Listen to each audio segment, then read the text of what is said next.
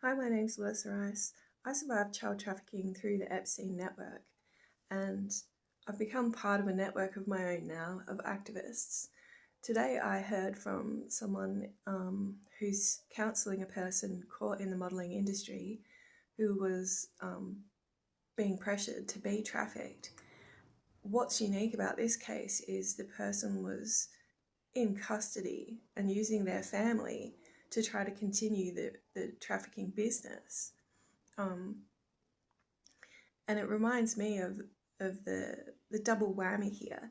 It's not just that people are running criminal enterprises from prison. It's that when you prove an official has been corrupt, almost nothing happens to them. So we need to tighten the laws around who has a laptop and who has a phone when they're in custody, but also what happens when officials are caught enabling criminals to keep being criminals. And in my own case, I was asked by my colleagues when I was working an admin job for the police, they were saying, we've got some JPs that are more reliable than others. They didn't say that there was a problem with corruption, but what they said, reading between the lines, was that some of the JPs they use over and over again because they know that they'll be there for them in a real way, and others they just kind of try not to use unless they really have to. So I get the feeling that once someone's been made a JP, it's really hard to hold them to account. It's hard to take that off them if they're proven to be corrupt. It might be hard to prove they're corrupt.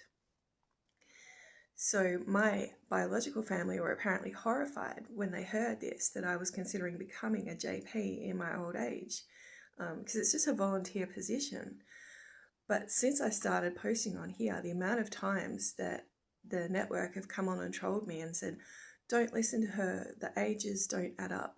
Well, a JP is the one that confirms ID. So if you're going to change your date of birth on a birth certificate, it's a JP that can sign off on that. We need to start putting pressure on corrupt officials, or people will just keep networking even when they've been caught.